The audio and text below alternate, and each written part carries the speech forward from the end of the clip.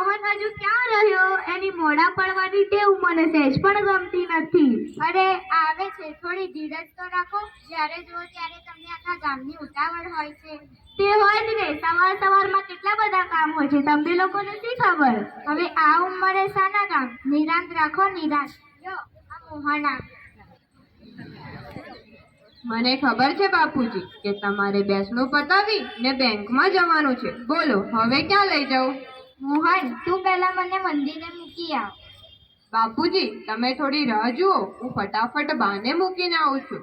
ચાલો બા, તમને મંદિરે મૂકી ને પાછો બાપુજીને બેસણામાં મૂકીને હું પાછો આવું છું. બોલો, હું તો ત્યાં તો તૈયાર ઊભો છું, પણ આ મહિલાઓને સવાર સવારમાં બહુ બડબડાટ હોય છે. આવી ગયો બેટા? મીનુ, તું કહેતી હતી મારી સ્કૂલમાંથી કોઈ ઇન્સ્પેક્ટર આવવાના હતા, કેમ?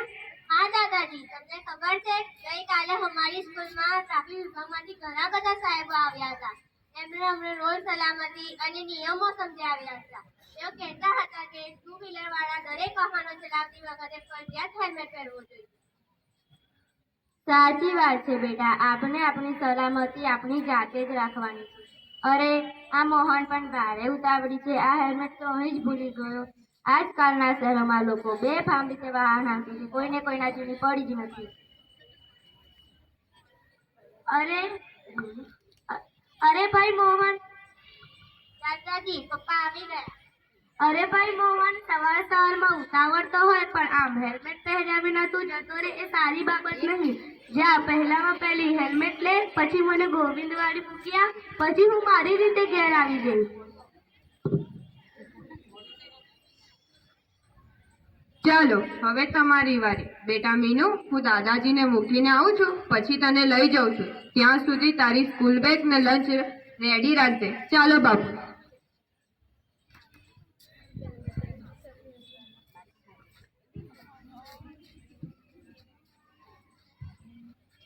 મીનુ, ડેડી ક્યાં ગયા? એ દાદાજીને લઈને ગયા છે અને આવશે ત્યારે મને લઈને જશે. હા હા, તમે બંને જઈ આવજો. ત્યાં સુધી મારી સ્કૂલ બસ પણ આવી જશે. છોકરાઓ, તમારી બધી વસ્તુ રેડી કરીને મૂકી છે ને? ઉતાવળમાં કઈ ભૂલી ના જતા. મારે હજુ ઘણા કામ કરવાના બાકી છે. સવાર સવારમાં નથી પહોંચી વળાતું. મોહન, ઓ મોહન. મમ્મા, પપ્પા તો દાદાજીને લઈને ગયા છે. એ આવે ત્યારે મને લઈને જશે. ભલે ભલે, તમે અહીંયા બેસો, હું રસોડામાં છું. ગમે તે કામ હોય તો બૂમ પાડજો.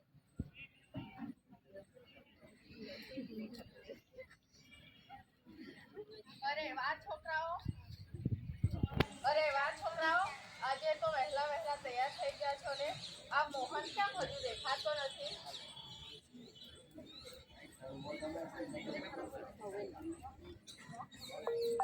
અરે વાહ છોકરાઓ,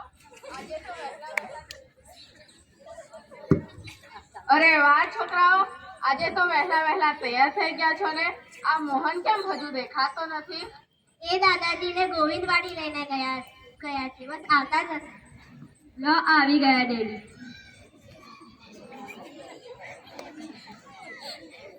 ઓહો, આજે બહુ ઝડપી લાગો છો ને? શું આજે બહુ ઓફિસમાં કામ હતું?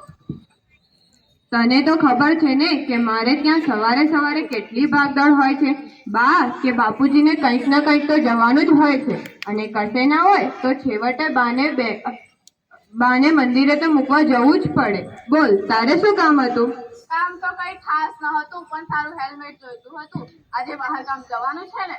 તો એમાં શું, લઈ જજે ને. મારાથી તને ના પડાય ખરી, પણ એક કામ કરજે, આ છોકરાઓનું કામ પતાવી આવું, પછી તું લઈ જજે. ઓકે? ઓકે, હું અડધો કલાક પછી આવું છું. ચલ. આ મફતભાઈ શા માટે આવ્યા હતા? તને તો ખબર છે ને કે મફત ને મફતનું મળતું હોય ત્યાં જ જાય. કહેતો તો કે તમારી જોડે હેલ્મેટ હોય તો મને આપજો, મારે કાલે મારી ઘેરવાળી જોડે બહાર ગામ જવાનું છે. કે તમે તો ના તો પાડી જ નહીં હોય, કહ્યું હશે હા હા લઈ જજે. એમાં શું? તમને ખબર છે આજકાલના વાહનોવાળા કેટલા બેફામ બની ગયા છે? રોજ ટીવીમાં કેટલા ભયાનક અકસ્માત જેવા સમાચારો આવે છે. તેમાં તો ટુ વ્હીલર વાળાને કોઈ ગણતું જ નથી. ગમે તેમ ફાવે હંકારીને અડફેટમાં લઈ લે છે. એમને વાહન છે તો હેલ્મેટ લેતા શું થાય છે? તમે ગમે તે કરીને એમને ના પાડી દેજો. એમને તો બસ આદત પડી ગઈ છે મફત માંગવાની. મને ખબર છે કે તું સાચી છે, તો પડોશી ધર્મ તો નિભાવવો જ પડે ને. સારું ચાલ. ચાલ મને બીજા કામ કરવા દે. તે કરો ને તમારા કામ. મેં તમને ક્યાં પકડી રાખ્યા છે? પાછું તમારે ઓફિસ જવાનું પણ મોડું ના થાય. તો તું જ કે હું શું કરું? આ બધા કામમાંથી વહેલો નીકળું તો હું વહેલો ઓફિસ પહોંચું ને. આ બધા કામમાં મારે કેટલું મોડું થઈ જાય છે. આ કામ કરું તો પણ સાંભળવાનું અને ના કરું તો પણ સાંભળવાનું. તારી કોઈ ફરમાઈશ ખરી? ના ના, મારી શાની ફરમાઈશ? હવે તો એ જમાનો ગયો. હવે તો જવાબદારીનો જમાનો ચાલે છે. સહેજ પણ ચૂકી જઈએ એટલે ફેલ સમજો. જાઓ હવે આ છોકરીના કામ પતાવો. ત્યાં સુધી હું તમારું ટિફિન રેડી રાખું. ચાલ બેટા મીનુ.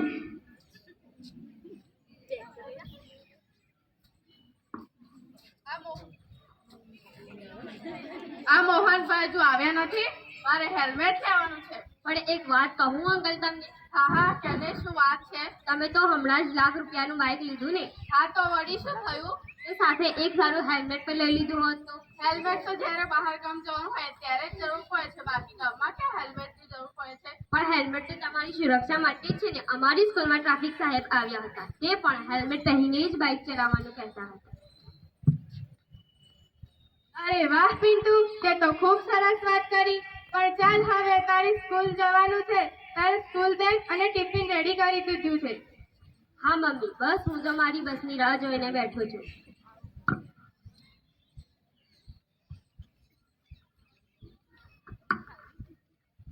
આ પિન્ટુના પપ્પા હજુ દેખાયા નહીં. 100 વર્ષનો થવાનો છે. તને યાદ કરીને તું આવ્યો. લો આ તમારું બેગ અને આ ટિફિન. હું ક્યારની રેડી રાખીને ઊભી છું. ચાલો મમ્મી ડેડી, હું નીકળ્યું છું. મારી બસ આવતી જશે. બાય બેટા. મોહન, તમે આ હેલ્મેટ વિના જશો? મફતમાં એમને હેલ્મેટ આપો તો. મોહનના હાથમાં ટિફિન અને બેગ હતું એટલે મેં મારા હાથમાં લીધું હતું. હા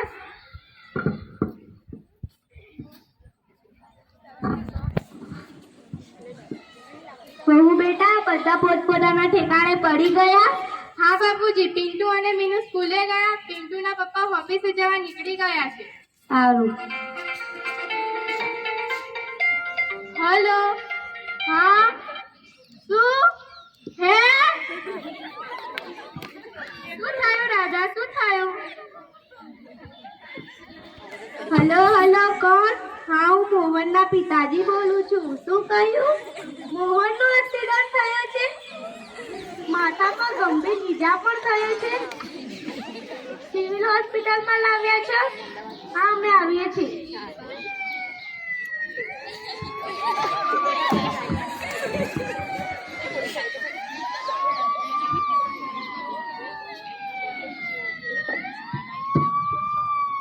અરે આ એમ્બ્યુલન્સનો અવાજ આવે છે પણ એમ્બ્યુલન્સ દેખાતી નથી.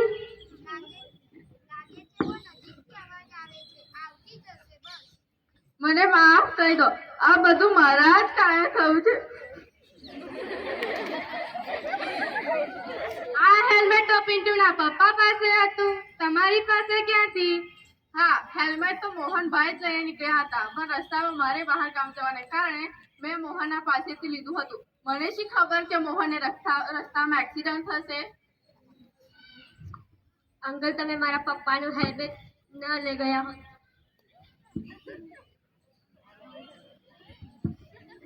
મારા પપ્પા. મને માફ કરી દે બેટા, તારી વાત સાચી છે. હું ડોક્ટરને મળી આવ્યો છું. પોસ્ટમોર્ટમ કરનાર ડોક્ટરે કહ્યું છે કે મોહનના માથા પર ગંભીર ઈજાના કારણે મોહનનું મૃત્યુ થયું છે. જો મોહને હેલ્મેટ પહેર્યું હોત તો તેના માથા પર થોડી ઈજા થાત અને મોહનનો જીવ બચી જાત. ભૂલ તમારી પણ અને મોહનની પણ. આ નાનકડી ભૂલના કારણે અમારે આખી જિંદગી હવે ભોગવવું પડશે. હા, હું મોહન હાથે હેલ્મેટ હોત તો આજે અકસ્માત સમયે તેનો જીવ ન જાય.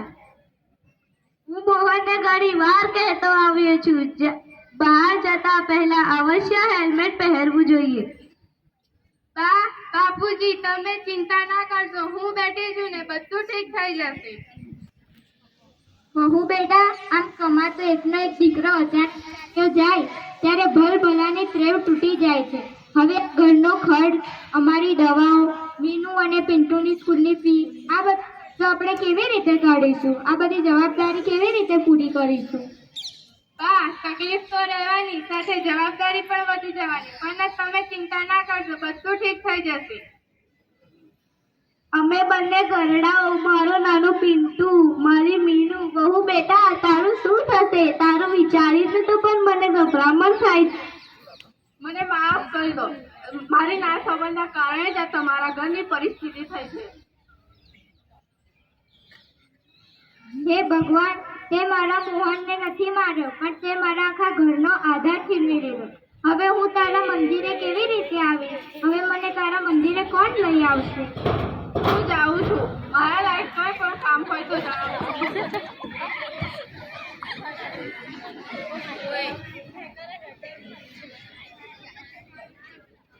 મમ્મી, સ્કૂલની ફી ભરવાનો સમય થઈ ગયો છે. આજે જ મારા સાહેબે મને જલ્દી ફી ભરી દેવા કહ્યું છે. મીનુની ફી પણ ભરવાની છે. હા, મને ખબર છે તારી સ્કૂલની ફી ભરવાની. હું તારા દાદાજીને વાત કરું છું.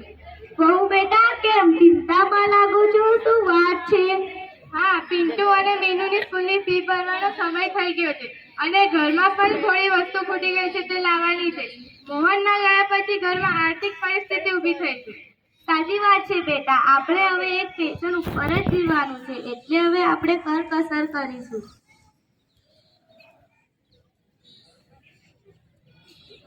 વડીલ, જો મોહનભાઈએ હેલ્મેટ પહેર્યો હોત તો કદાચ તેના હાથ પગમાં ઈજા થાત, પણ તેનો જીવ તો બચી જાત.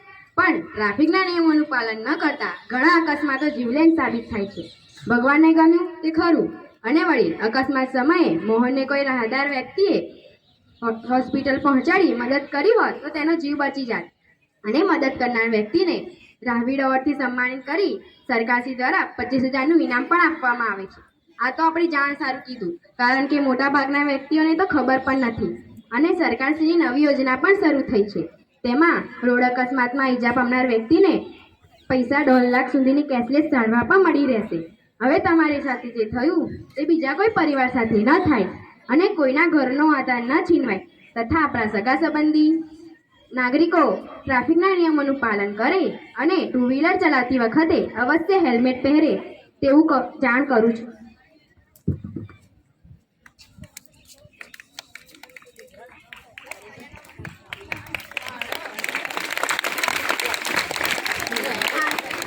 આપણી સુરક્ષા આપણી જવાબદારી છે.